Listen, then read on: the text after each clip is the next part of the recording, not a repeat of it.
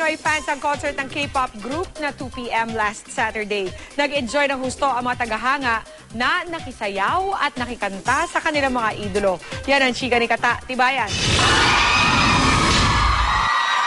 Sa grand entrance pa lang ng K-pop group na 2 p.m., hiyawan na ang fans. 2 p.m. 2 p.m. 2 p.m.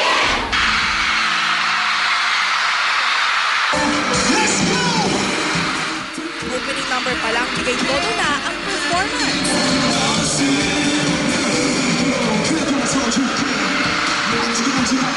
Agaw atensyon din ang makislap at spike outfits ng grupo. Pinakilig ng 2 p.m. ang kanilang fans at hinikayat pang sumabay sa kanilang sayaw. Ang Manila, ang unang stop ng 2 p.m. para sa kanilang What Time Is It Asian Tour. Kaya sinamantala ito ng fans. May ilan ngang alas 6 pa lang na umaga, nakapila na. Ang iba, may bit-bit pang regalo para sa grupo with matching love letters. Mga souvenirs lang po from Baguio para po maalala po nila yung Pilipinas. Meron naman silang inspiration. Aside from the gift, alam nila na may heart din yung nagbigay sa kanila para makarating sa kanila yung feelings ng fans. Ang fan na ito, may suot pa na belo, animoy bride raw at gusto nang pakasalan ang mga miyembro ng 2 p.m. Baby. Okay, I know it's bad luck to see the bride before the wedding. So I love you.